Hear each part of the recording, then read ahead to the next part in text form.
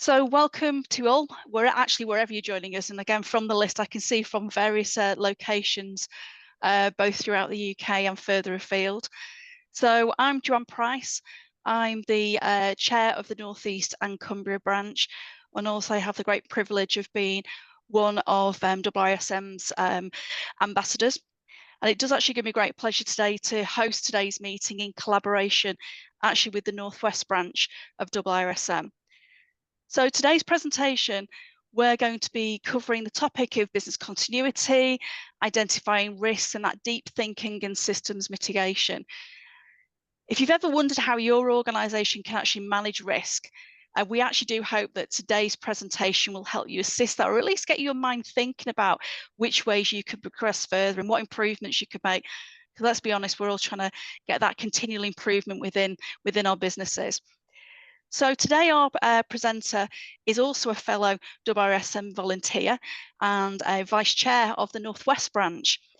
So Don Holdsworth is the managing director of 3 Core 2 certification, a UCAS accredited certification body. There will be an opportunity to ask questions at the end of the presentation, and I would ask you please post them in the Q&A area. That really helps at least myself, who will be collating these questions together, to make sure that we don't miss anything. You will note that you've automatically been placed on mute, but actually if you want to join in at the end when we are doing the Q&A session and actually want to ask the question directly rather than typing it in, we can actually do that, and we will actually by request put you off mute, and so you can actually join us, which will be quite nice. So without further delay, you've not come to listen to me, definitely come to listen to Don. So what I'll do is I'll hand over to Don for today's presentation. So over to you, Don. Thank you, Joe. Hello, everyone, and thanks for joining today's session. We're going to look a bit at identifying risk, especially the deep thinking around it and a bit of systems mitigation. It's not just the surface level. What I'm trying to get across is the deep thinking that we do to identify the risk and then put mitigation in place. So this presentation is brought to you in association with IIRSM. It's a joint one with 3 Core 2 and the Institute of Testing, Inspection and Certification Professionals. So, as you know, my name's Don Holdsworth, and I'll guide you through this webinar today. So, what is risk defined as? We could say 31,000, or ISO 31,000, defines it as the effect of uncertainty on objectives. It's a simple but powerful statement. It means that we're not just talking about negative events. We're talking about any uncertainty that could affect what we're trying to achieve. Now, risk management isn't just a bolt-on. It should be baked into everything we do at work. The strategy, the planning, the governance. And that's where deep thinking comes in. We need to go beyond gut feelings or past experiences and really challenge our assumptions. What's hiding under the surface? What haven't we considered? That's the kind of thing we're really looking to aim for.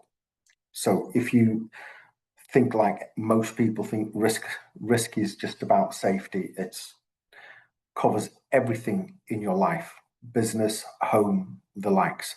And what we're trying to look at today is a business setting. So when we assess risk, it's not just about ticking boxes.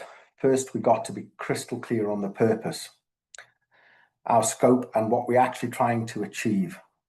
It's surprising how often this gets overlooked.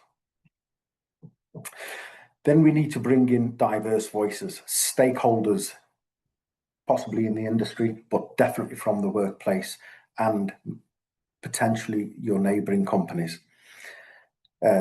That will allow us to see the blind spots and challenge the thinking of the various types of risks that might affect the organisation.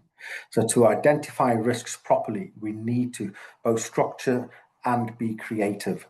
Techniques like brainstorming, the Delphi method, interviews. Scenarios aren't just academic, they do help to uncover some risks that are hiding in plain sight. So there's various scenarios that I'm aware of from attending other webinars or seminars, or from real life experiences. Risk will go on forever, and it's so wide ranging. So we need to determine the sources and causes and drivers of risks. So once we've identified the risks, we need to dig a little bit deeper. What's causing them? What's the root drivers? Tools like the fishbone diagrams or the bow tie analysis help us break that down a little bit. But it's not the only types of analysis that we can do to break down risk. Risks don't exist in a vacuum. Think about interactions, how one risk might trigger another, or how systems are interconnected. That's where techniques like the Bayesian networks and the cross-impact analysis come in. These are all really good techniques, and they're all listed in 31,000. They help us visualize complex systems and avoid nasty surprises. So when I think about risk, I like to think about the rich picture. And when we talk about a rich picture, we look at absolutely everything. So if you were even just sat in a room, you're going to describe the walls, the desks, the colors, the lighting, absolutely everything, all the risks that might affect operating in that room. So that's the rich picture. So there's a bit of a busy slide coming up, which is this one. And these slides will be available for anyone who wants them. But when we think about risk, we're looking at all the smaller outer circles like decision making, monitoring and learning, risk sources and drivers, stakeholders. And each out of those, you'll have a little thought cloud that will come out, and it will ask you questions. Now, many more questions exist than what's in those thought clouds. This is where the brainstorming comes in, and you're getting people from different departments in to help you create your deep thinking around the risk in your business. So just going through a few things like mitigation options, we're looking at the practical steps that could reduce risks and that are balancing impact, effort, and feasibility. When we go down to stakeholders and biases, who's affected, who holds insights, and are we overlooking the assumptions or blind spots? And what I'm trying to get across to you today is thinking about risk isn't about getting a checklist and just doing a few ticks. It's about sitting down and thinking of absolutely everything that can happen, from natural disaster to terrorism, to loss of key personnel, to loss of the premises. And loss of the premises can be from natural disasters, it can be from strikes, it can be from absolutely anything. So realistically, when we talk about business continuity, which is coming next, we're looking at the mitigation that we can put around those risks and the testing of those risks. Business continuity is a risk management in action. So ISO 22301 lays out the framework that helps us bounce back from any disruptions. Now, ISO 22001, many companies will have this put in, but they tend to only test their top 4 or 5 business risks. Realistically, the risks just go on forever. So the way I like to look at it is, where is your risk appetite and what are you willing to accept? And if you're willing to accept something, I wouldn't even list it as a risk. If you're not willing to accept it, then it needs to go into your risks. So the disruptions can be a flood, a cyber attack, losing key members of staff. It's all about building resilience into your DNA of the business. Then we've got ISO 22313, and that helps translate the different techniques that can be used in 22301.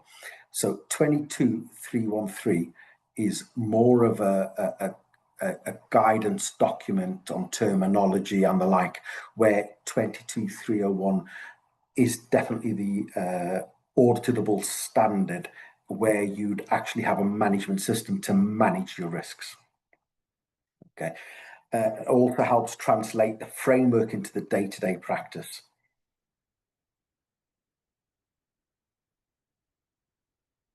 So, still on understanding and defining risk appetite. Planning is only as good as your thinking behind it. As you're preparing for the worst case scenario, have you considered how everything interconnects? Supply chains, IT systems, people, processes. Deep thinking means not assuming the plan is good enough. Test it, challenge it. And once you've challenged it, test it again. You know, this is a constant cycle about testing, because in day-to-day business, things change all the time. And look at how it cascades, or the cascade effects that it has on other risks or other operations. That's how you move from compliance to true resilience. So it's not just about being compliant, it's about being fully resilient. If I said to you, there's going to be a cyber attack on the electricity grid, we're doing nothing. So what do you have in place to continue working? Do you have home workers available? Do they have portable power supplies? Now that's going to the nth degree, you know, but it's the amount of thinking that you can put into a risk management system and then mitigating it with 22301. So what is risk appetite? It's the amount and type of risk your organization is willing to take to achieve its goals. Not all risks are bad. Some are good, some you need to take. But you've got to know where the limits are. That's the difference from risk tolerance, which is more about how much wiggle room you have. Why does it matter? Because if you don't define your appetite, people will guess, or worse, avoid decisions altogether. So a good system around 22301 will talk about escalation. It'll have processes in place, what to do if this happens. So similar to any policy or process that you will have written in 22301, what happens if this falls over? What happens if there's a fire? What happens if there's a cyber attack on the business management system rather than on the electricity grid? So a lot of companies are being hit by cyber attacks. What are your processes that are in it?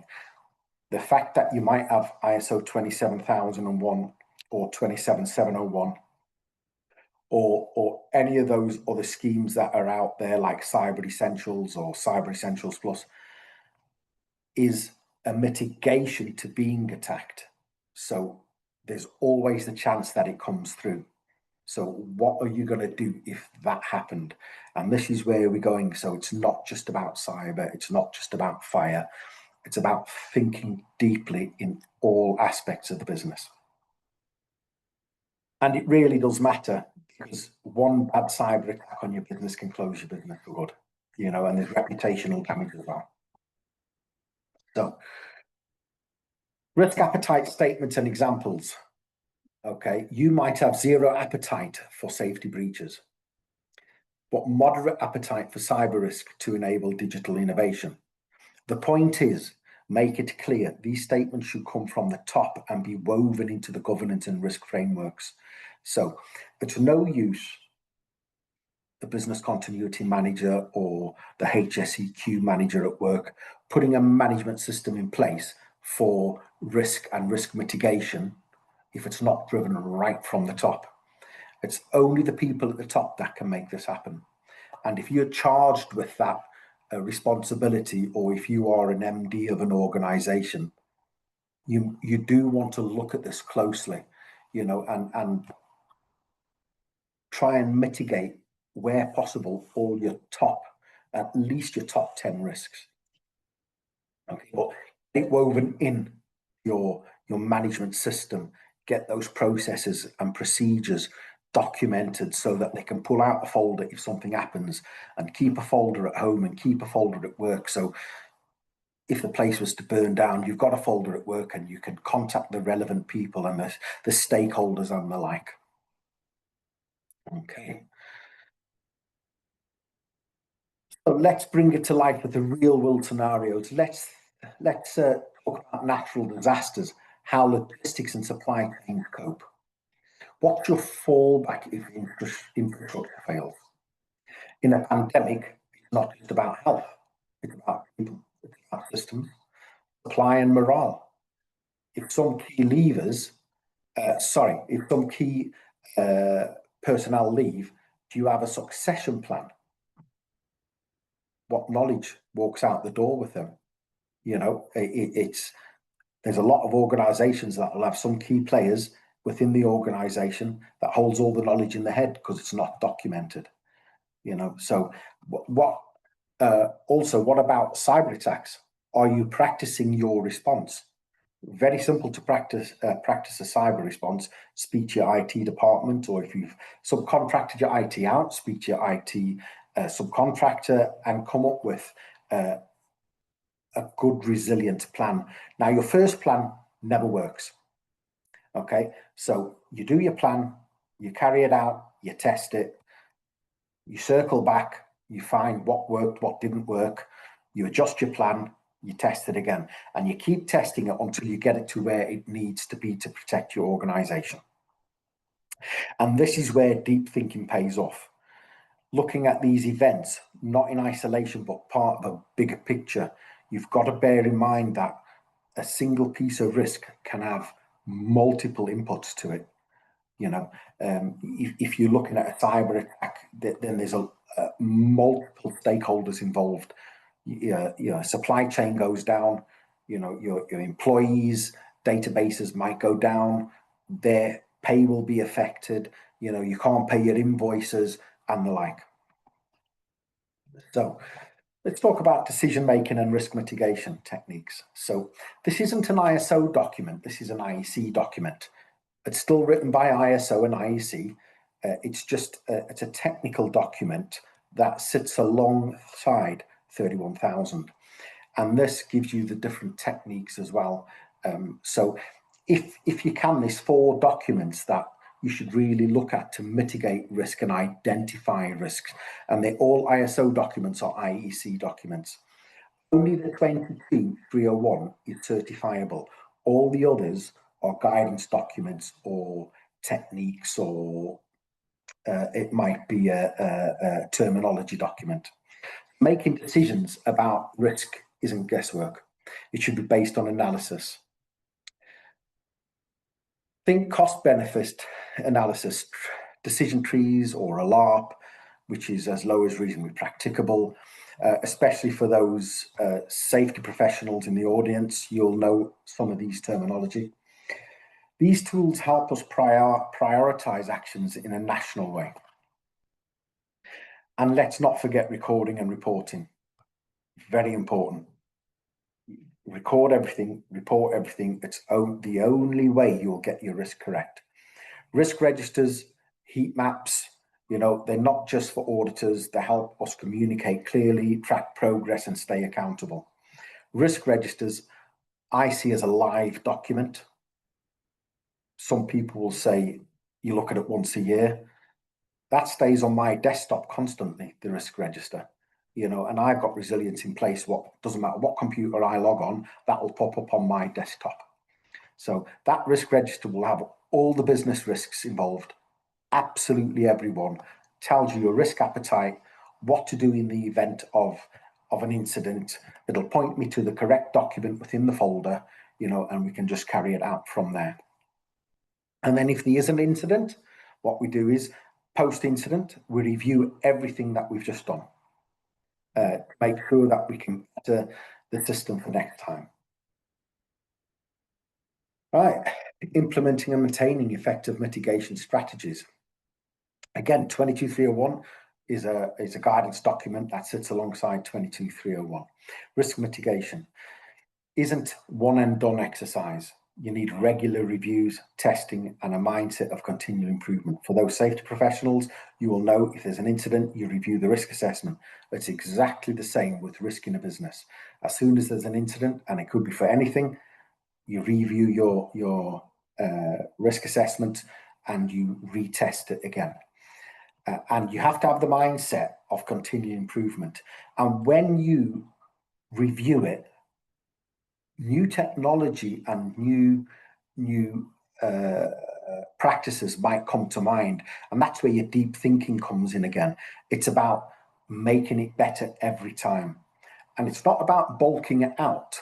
It's about making it relevant to your business. So your documentation can be quite slim, but relevant, or it could be quite thick and relevant. It's what works for your organization and what risks you will not tolerate. Okay. Monitoring isn't just for compliance. It's how we make sure our plans are still doing what they're supposed to do. And every incident, big or small, is a chance to learn and think about the future again. So, the value of deep thinking, okay, we're looking to wrap up here, and deep thinking isn't just a buzzword. It's a vital capability in risk management. Anyone can follow a standard, anyone. But what it makes effective is the quality of the thinking behind it. When you understand causes, consequences, and interdependencies, you can act with confidence and not be frightened. That's really what builds resilience. Organizations want, and those just don't survive uncertainty, but thrive through it. You know, so when we look at deep thinking, no question is a silly question. We really need to think out of the box and look at every minute aspect that can impact your organization to the detriment. And that's where we put in the mitigation. Sometimes you'll accept an outage for 4 hours, but no longer. It might be a requirement to your clients that you can only have an outage for 5 hours. You know, you want to try and close that outage out before that. But the idea is not to have an outage in the first place. And this is where the mitigation and the training of your staff around the policies and procedures will happen. The key messages here is, you know, and especially the takeaways is risk management needs analytical thinking, not just templates. You know, there's 2 international standards, 31,000 and 22,301. They are absolutely fantastic at guiding you through what you require. Now, not all people are literate to standards, and that's not to say that they're not literate. What I mean is the terminology in some of these standards can be quite hard to understand, even for lead assessors, for certification bodies. So when we do training courses, we try and break down some of that funny terminology and put it into layman's terms so we all understand it, you know. But they're only fantastic standards if you apply them correctly, and you have to think about all the aspects and impacts. So there's systems thinking and scenario analysis aren't optional, they're essential. So when you write a process, do a practice run physically, you know, because you will learn by the mistakes. You will find that what you might have documented isn't necessarily how it turns out in practice. And that's how you keep going round until you get it to where it needs. So get used to asking what if, what next, and who else is affected. And that's how we're going to stay ahead with all of this. So the key references here is 22,301. And as you can see there, that's a requirements document. Requirements means it's auditable, and certification bodies can audit you against that standard. The next 3 documents are all guidance and guidelines and techniques. These are all very good standards to get hold of if you can. They're all available from ISO.org. I think it's based in Switzerland. And they're relatively cheap from there. They're cheaper than most places from there. And that's where I purchase my references for. if you can, beg, borrow before you purchase one. Have a good read. You might find it will help your organization become more resilient going forward. And talking about risk and really thinking deeply about all those different aspects that will affect your business.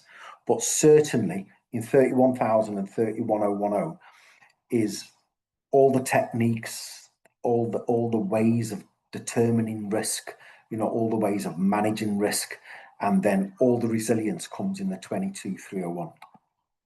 So now it's time for some questions if you would like some.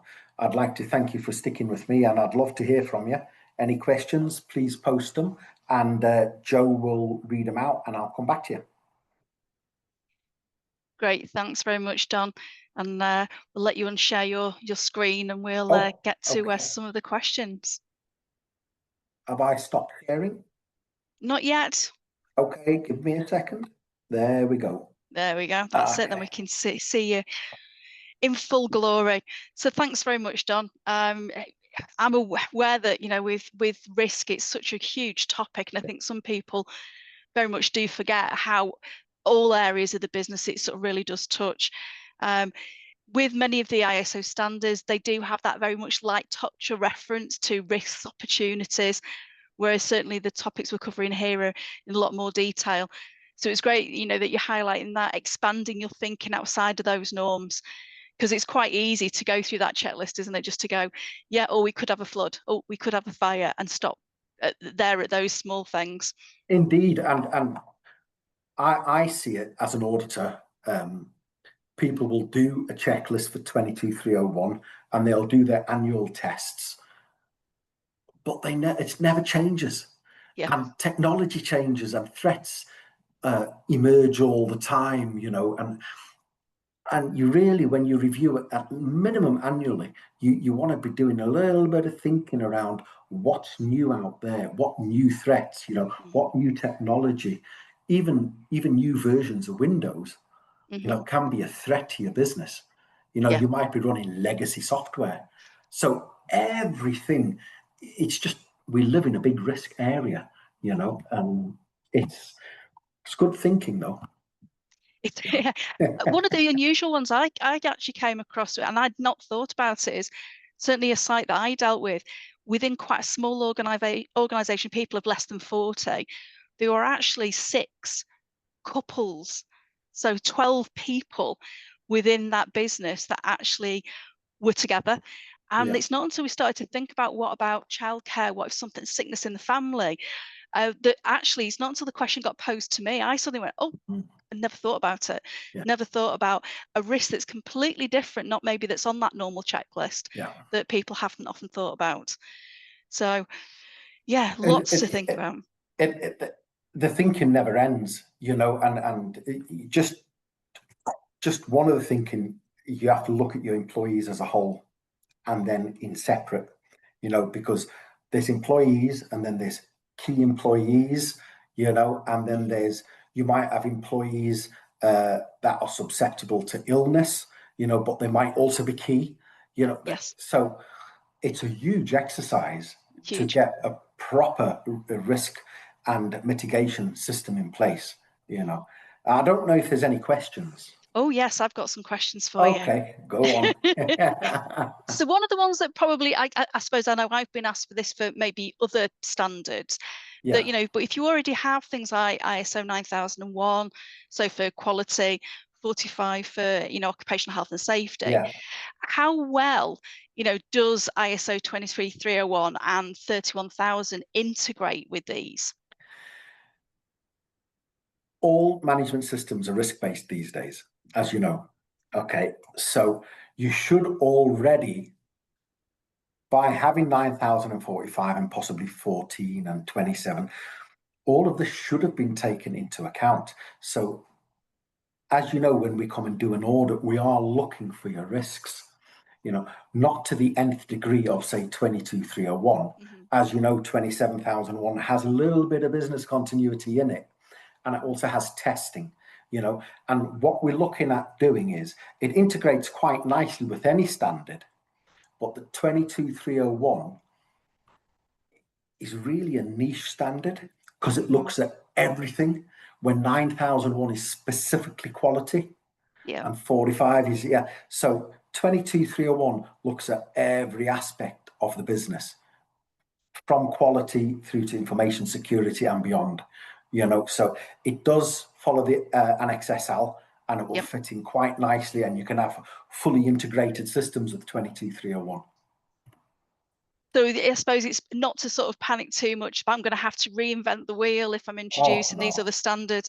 I suppose with that Annex SL, you've got those backbone effectively of all the standards where everything sort of hangs off like the ultimate skeleton, isn't it, really? Yeah, indeed. Some people have integrated policies. You can integrate your policy. So you still have your one policy if you have integrated management system.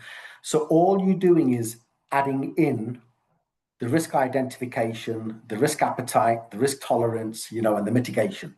That's all you're doing if you already have an integrated management system. If you have no management system, it's a little bit of a bigger job because you're writing from scratch. But sometimes that's the best because it lets you think only on risk and mitigation.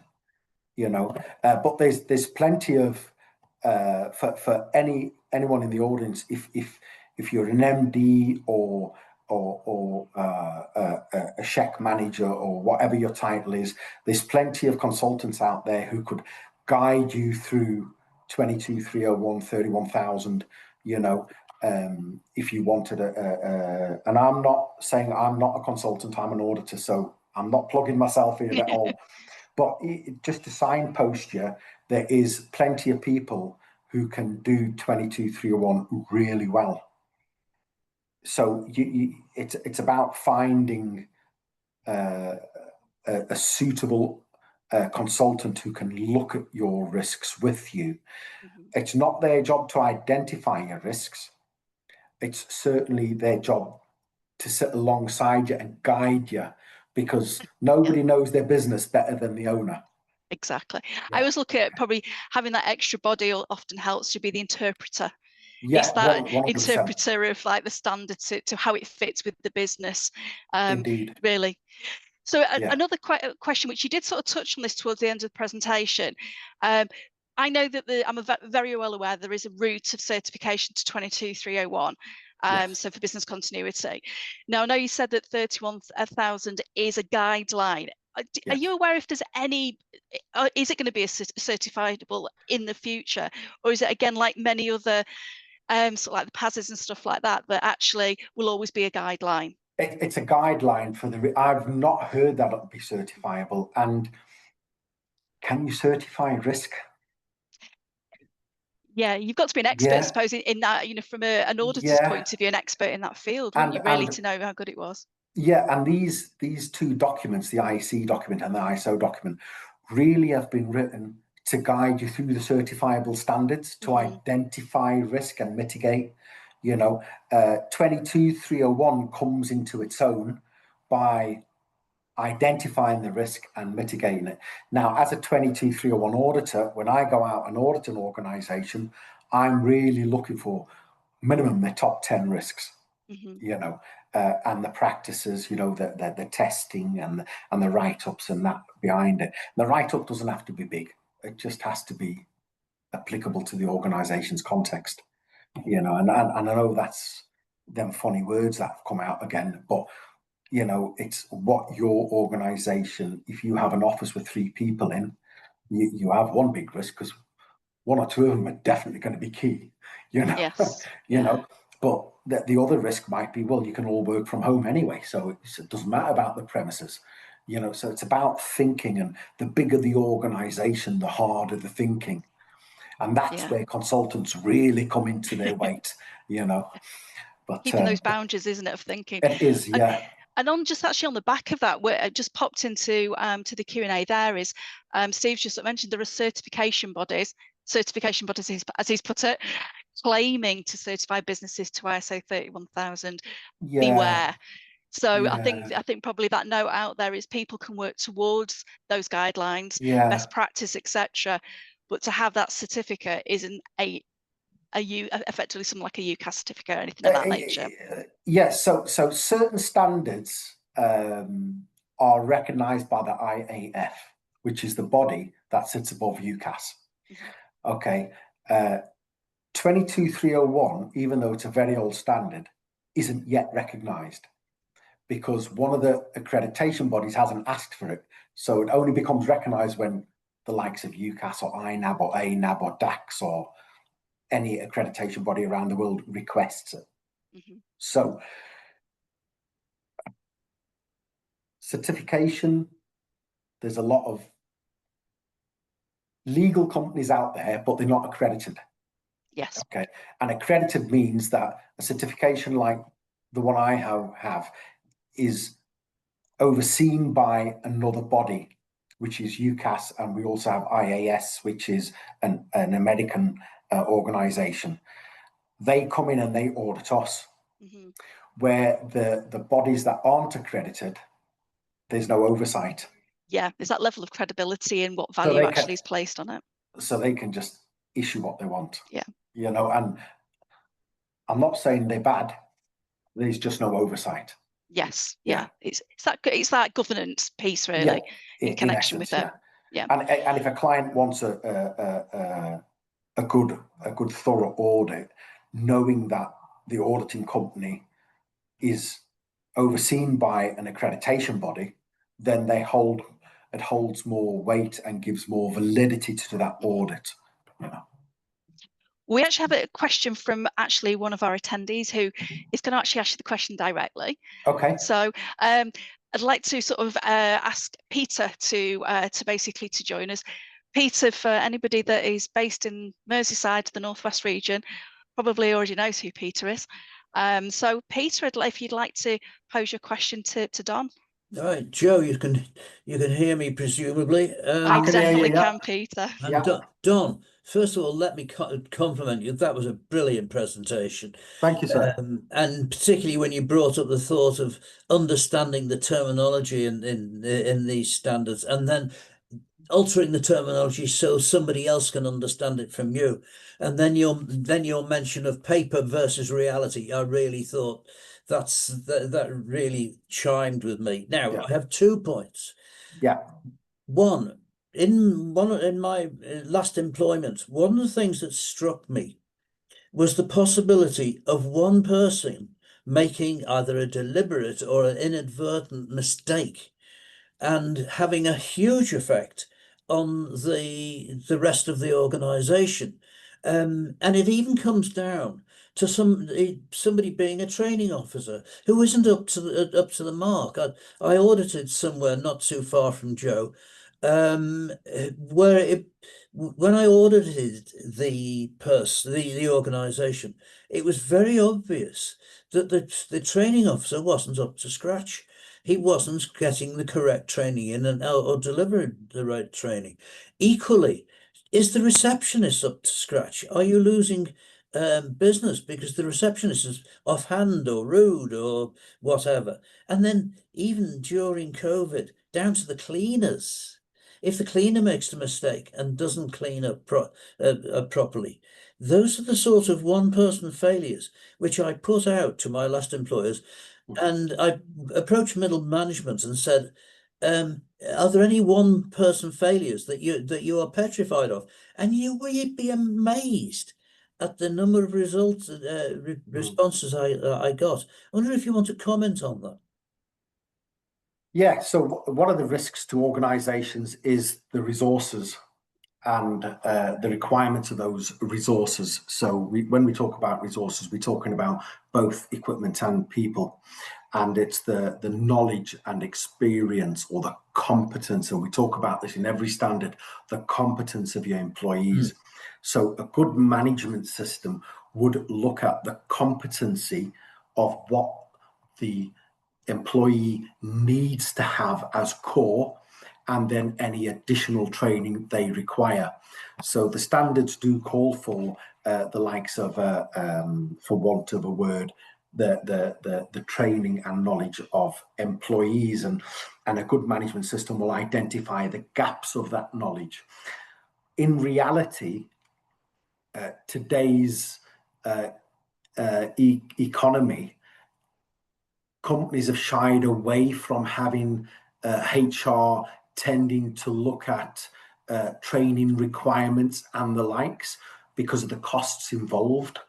But it's to their detriment because, as you say, a receptionist might be not have the knowledge of who to put the call to and say we're not interested, when in actual fact it's a client, not a salesman. You know, it might be the cleaner, and it might not just be about the pandemic. It might be about the chemicals she uses.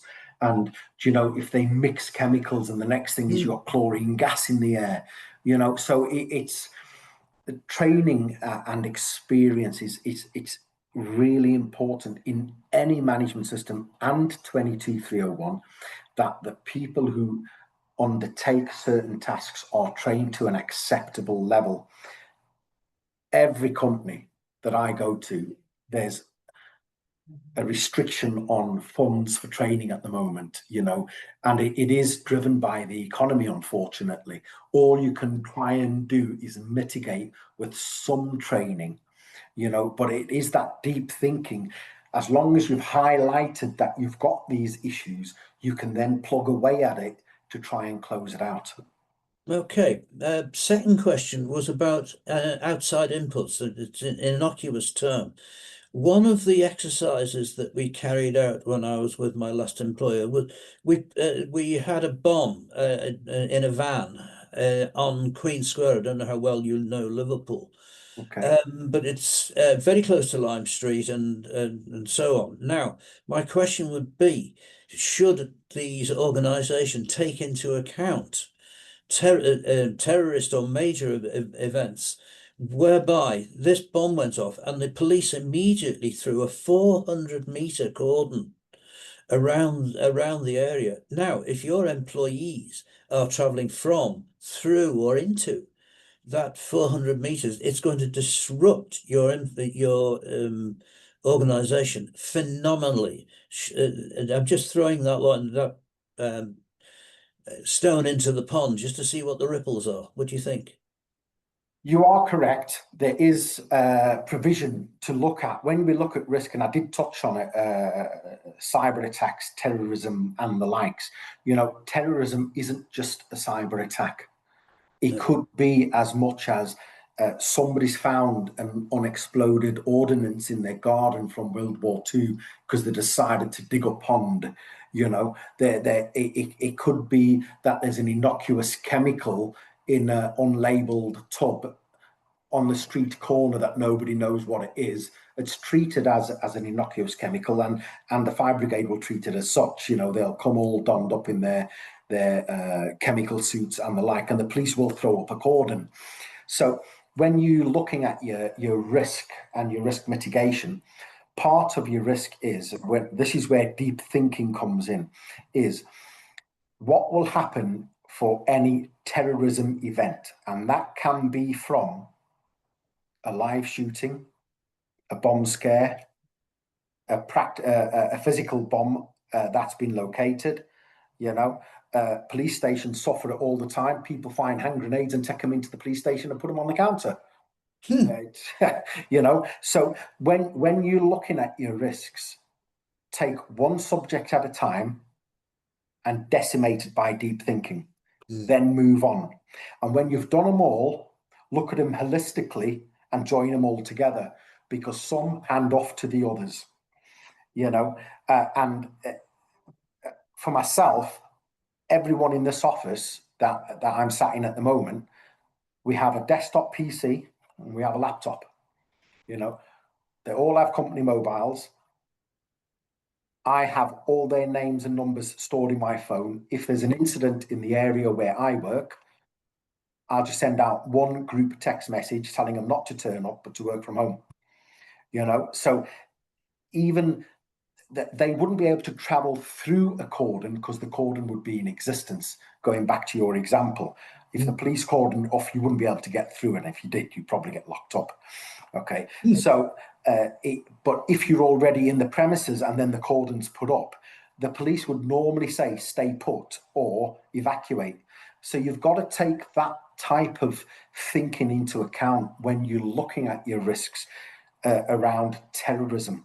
So you can just take the word terrorism and look around the risks of that. You can take the word fire, look around the risks of that, you know, resources, and then you might want to split resources into staff, subcontractors, equipment, you know, and just look around them all. But please look holistically at the end to join them all up, because some machinery, people, you know, subcontractors, they all might all link back to your supply chain, you know, and to your clients or to your suppliers. So you do need to join them up at the end and look holistically at it.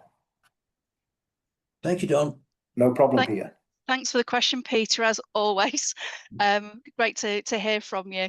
Thanks very much for joining. It was without, and it probably leads me quite nicely onto that how long should deep thinking take? You know, I suppose it's a bit like you can't eat an elephant in one sitting, can you? You've got to break it down into, as you described there, those sort of chunks of a topic potentially, or an area of your business, rather than try to dive straight in on everything, you know. Indeed, do a topic a week. You know, I think best when I read something and I put it down and I have a couple of sleeps, and then I'll come back to it and I'll know, because your brain needs to digest and get into that zone of thinking, you know. And the worst thing is when you're disturbed in the middle of the thinking, you know. So it's a bit like writing a dissertation. If you're in the zone and you're tapping away, and then somebody says, here's a cup of tea, bang, you know, it takes you half an hour to get back in that zone. You know. So it's not an urgent job for anyone to do urgently. It's about getting it right and making it work for you. So if it takes you 6 months to draw up a really good risk register and matrix and draw up some testing documents, then it takes 6 months. You know what? If it takes 2 years, it takes 2 years. But the length tends to be on the complexity of your organization and the context of how you work. You know, but don't forget remote workers, because motorways sometimes get jammed up and they can be sat on a motorway for 8 hours stuck in a queue. So you've got to think of things like that as well. You know, are they going to run out of fuel? Is it the middle of winter? You know, so there's so much thinking. And I suppose everyone's got to really accept that where their risk register is today and where it will be in a year's time, 5 years' time, is going to be dramatically different because of that whole, because you're approaching things differently yourself. So you're going to suddenly think, and I know I certainly from ones I've done, there'll be something on the news that suddenly triggers, and I go, oh, we've not thought about that. You know, so it's have that awareness, I suppose, of the greater picture, because lots of things are reasonably foreseeable, but it's these non-foreseeables that are around the corner, and it's trying to sort of identify some of those, isn't it? Excellent. It is, and it is difficult, but you know, plot away nice and slowly, get it right, and it'll pay dividends in the end. Because as soon as there's an issue, and sometimes you might think you've done it all, and then there's an issue you've not thought about. Get it documented, get it slid in, you know. Leading on to that, then, that register, have you, by either people having, say, 22301, or even just that presence of that risk register, have you seen any sort of, say, positives with regards to things like other interested parties, like insurance providers, from premium reductions or anything of that nature? Because I suppose it's often the selling point to the leadership team. We want to add this standard, but what's the payoff? Let's be realistic. Finances come into it so greatly. Always, finance always comes into it.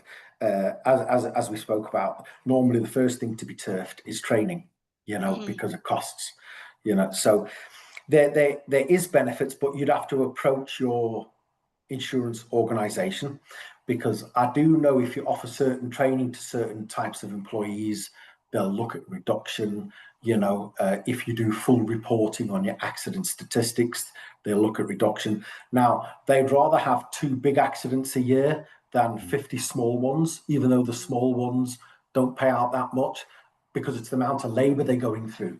The insurance company. So it's worth having a conversation with your insurance broker to say, look, how can I reduce my premiums? What are you expecting to see from me? Now, your insurance company might say, well, we expect you to do it all anyway, you know. Yeah. But it's Yeah. worth that ask, you know. And if you ask, sometimes they'll just say, well, if you have this in place, we might be able to give you a 10% discount. But 22301, I'm aware of one company I installed it there and it was certified, and we did get a discount off our insurance. I suppose it's awareness of those interested parties, isn't it, of what the significance is, yeah, and what the positive benefits are of indeed, having yeah, such things in place, isn't it? So I suppose yeah. there's also that whole getting everybody else, not just the likes of ourselves, aware of it, or other interested parties of what those benefits could be. Yeah, and there are other causational factors, like your neighbours. Your neighbour might actually do an operation that might endanger your site Yeah. without you knowing. So you need to look at that in your risk thinking as well, you know, because you might have to evacuate your site. It might damage your site. So I'm open for anyone to contact me. You know, I'm not a consultant. I won't consult, but I'll certainly point you in the right direction, get you thinking about certain things, you know. And if by popular demand somebody wants a webinar on ISO 22301, I'll do it specifically on 22301. You know, we've looked more at deep thinking on risk at this one, and then it's putting it into practice with 22301. You know, but it is, I love resilience. I love the standard. You know, it just keeps my business running anyway. Well, we do have a question from Steve, who's asked what your opinion, and conscious of time, so we will make sure we don't overrun, but what's your opinion on the value of being a certified risk professional? Yes, I've got the only concern I have being a certified risk professional is, are you aware of the context of the client you're working within? Because if you're from an engineering background and become a risk practitioner, could you go into a hospital and be a risk practitioner? Do you have that competency? And I use the word competency because as a cert body, I'm looking at competency all the time. Do you have the competency to advise a hospital on how to look at risk? And it might be that you do. You know, I'm all for qualifications. I live and breathe qualifications. I love to learn. And if a qualified practitioner came to me, you know, I'd be looking for, as a consultant, to guide me through the risk with me looking at the risks as well. So I've got my opinion on risk professionals is the same as my opinion on health and safety professionals, you know, on environmental professionals. If you carry out the tasks within your competency range, you're worth your weight in gold. If you don't carry out the role within your competency range, it's a little bit dubious because we don't know your competency. Yeah. It's getting everybody to understand their limitations, isn't it? 100%. Yeah. There's been quite a number of quite sort of high profile cases where people have been providing guidance, instruction on topics that are not of their area of expertise. Yeah. So I know I'm always very much ensuring that people that are providing guidance of any description, that it is within their knowledge, within their boundaries. Definitely. So that I suppose, especially when you're looking at risk, because the impact can be so dramatic. Definitely. I mean, if Steve tells me his background, and then he says, this is the areas I practice in, like I'm very knowledgeable on COMAR and DSEA and that type of stuff. Yeah. I wouldn't think twice of going into a construction company and giving CDM advice because, first of all, I'm not a consultant, but secondly, I know less about CDM than I do about the other things I know about.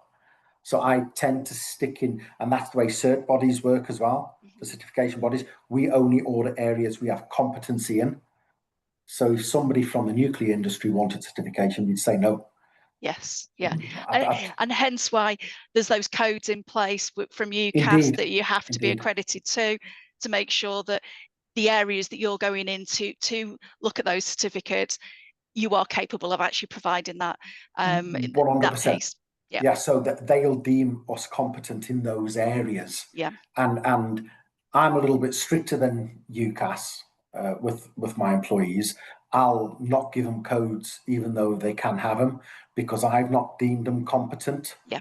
Because the company's name is at risk. The client who's been certified might be certified not thoroughly enough, you know. So there is, I'm always going back to the word competency. It doesn't mean you're not competent. It just means it's in your area of competency that you know what you're talking about.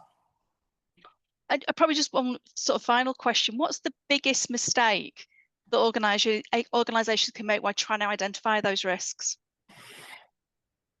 Assumption. Okay. They make an assumption because of a company similar to theirs has had that. Just because they've had it doesn't mean it's applicable to your organization. You're in a different location. You know, the way you work will be different. It's about when you do a health and safety risk assessment, you normally do a task list. This is what they're doing. It's not too dissimilar to identify risk in the business. What are you doing? Yeah. What can impact each of those tasks? What can impact your site? What can impact your resources or your IT equipment, or, you know, so, and then take one subject at a time and just decimate them and then join them together. Excellent. Well, thank you so much, Dom, for your presentation and the knowledge that you have. It's certainly on this topic. It's I could sit and have, you know, talk about it with this for the next, probably at least next day or two. It is such a huge topic, and hopefully, we'll join again to certainly put on something like, you know, something more specific. I'd like to thank everybody that joined us today. Thank you for the questions that came in. Thank you for Peter for joining in as well directly. What I would say to you is, everybody, you know, please do have a look at the IRSM web pages for future events, both for your branches, but also as a whole. Thank you, everybody, very much for your time today. It's really appreciated. Thank you to Don. And please, you know, have a look at what your branches are up to. Certainly, there's a lot going on out there that I know. Certainly, my first day of the month tends to be look at what events are going on, get them in my diary, and then attend them as and when I'm able to. As Don said, that you know, this session has been recorded. It will be available on the YouTube channel, and that will be probably in about a week or so's time. So just for giving chance for everything to be checked through for that to get posted. Can I wish everybody a great rest of your day, and thank you very much for attending. Thanks, Don. Thank you.